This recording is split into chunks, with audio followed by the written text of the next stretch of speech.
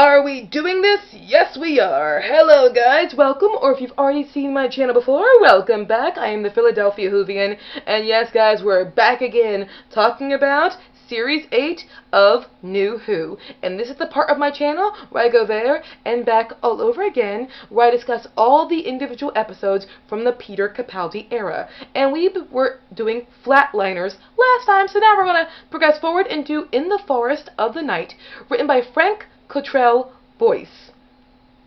Correct me if I'm wrong about that one. I think it's Frank Cottrell Boyce, but just guys correct me. Alright, so yes, we got, of course, Peter Capaldi playing the 12th Doctor and Jenna Coleman as Clara Oswald, and we get some good old Danny Pink action in here as well. What's the overall plotline to In the Forest of the Night? Or, as some fans have labeled it, In the Forest of the Shite.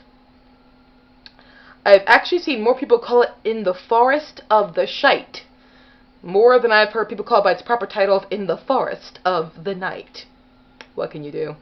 Alright, so here we go with the plotline of this. So, we've got, first of all, the Doctor, he arrives in London only to find a little girl knocking on his door, and it turns out London is completely covered in, or most of London, completely covered in forest. And this little girl, she was seen to be sent there by Clara, but it turns out she was not sent there by Clara, and there's some insight to this girl that has been happening to her ever since her older sister went missing.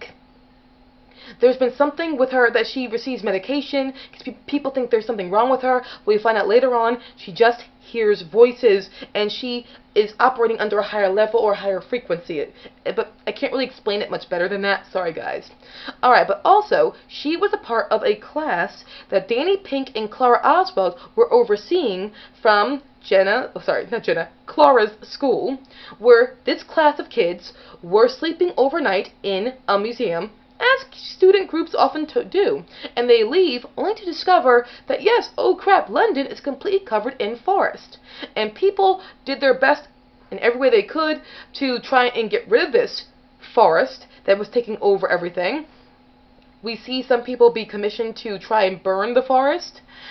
We also see along the way some very, I admit, very tight concepts. For example, in the beginning, one of the students, she notices that their one ring on one of the trees is much bigger than all the other rings. And then when they go out to the forest, they discover that there are no rings inside the trees because these trees are brand new. They grew overnight. And, you know, trees have rings for every year that they've been in existence. There's really good details in this story. And then with this little girl who found the Doctor, the 12th Doctor, and we discover with her, again, she is very insightful. There is something about her operating under a higher level, higher plane. But with this forest, it also grew, again, growing over London, it also grew over the zoo in London, so the animals have been unleashed from the zoo. And this is a really dangerous situation. Danny Pink uses his military moments or his military abilities to even save some people sometimes due to the animals that are running wild. And he keeps a level head, as soldiers oftentimes do. And we still have the Doctor thinking he's a PE teacher over a maths teacher. Guys, I'm American. I'm just going to say math teacher. Math is so much easier to say than maths. Sorry, it just is. Alright, so we've got that. Then we find out that the force is actually there not as an invasion force, it's there as a protective force. I'm not going to spoil it, but those people who saw Time Heist, what happened with Time Heist is similar to what's going to happen to Planet Earth. But this force is here for a whole different reason than invasion. I'm not going to tell you any more in case you haven't seen it already. Okay, now, with this story, the pluses. Visually, it looks amazing. Peter Capaldi does a really good job as the 12th Doctor. Jenna Coleman, great job as Clara. Again, there's some very good moments in the dialogue as well when it comes to this story. Very good moments, but there's something about this, I mean, and I see what it's trying to do. Frank Cottrell Boyce, I see what you were trying to do with having the kids there and having the little girl ultimately be the one who solves the problem. I see what you were definitely trying to do, and I appreciate it. I really do. That being said, there are things I just don't get. Like, we never really get the explanation for how this child's able to operate under a different frequency, but also how at the end, her I don't want to spoil it for people, but a certain character in this little girl's life reappears after being gone for a while. Don't know how that came about. I just don't. I see what you're trying to do, have a nice feel-good ending, but I just don't get that. And there's a big criticism that is actually very true for this episode, which is in the Forest of the Night, or in the Forest in the Night, sorry, probably got it wrong, the title. I get that wrong all the time. Wait a minute, where are all the people? What I mean by that is, I know in the script it says everybody stay inside of your homes. Yes, I know that, but that was after a lot of people should have already woken up and looked around, gone out to work, and walked around the tree thinking, what the hell is going on? I think there should have been someone. They would have naturally been passing people as they were going, but so we get these kids walking, and we get animals, and we get people trying to destroy the trees, and we get the little girl's mom driving around, but that's really all we get, and it doesn't really make any sense to me how that would happen. I just feel like people would have been walking around trying to discover what the hell's going on. And again, I appreciate what Frank is trying to do with the idea of connecting this to children again. Having another story connect to children and appeal to children. This does work. But there were times where I was like, okay, this reminds me of just a better, more polished, and better put together version of The Doctor, The Widow, and The Wardrobe. Wait, hang on.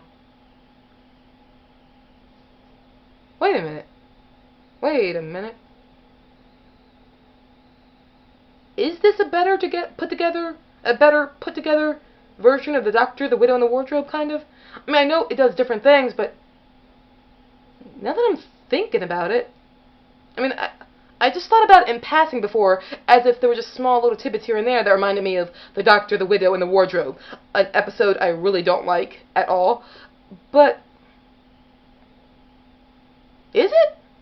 Like, when I think about it, what I've got with both stories, ultimately, the Doctor wandering around with children in this, large foresty area, and there's something up with the trees. There's something unique about these trees, and there's a mom trying to get to her children, as there's a mom trying to get to her daughter in this story, and ultimately the trees, yes, do have something beautiful about them that they give off. And a loved one who went missing is now back again. The main difference is location, script, writer, and the fact that the companion is all throughout this episode, while the companion in The Doctor, The Widow, and The Wardrobe was not there at all. But holy crap, guys, is this really a better put together, better shot, better directed, slightly better version of The Doctor, The Widow, and The Wardrobe? Holy crap. It just might be. It just might be a better version of The Doctor, The Widow, and The Wardrobe. It might be. I mean, oh, fuck.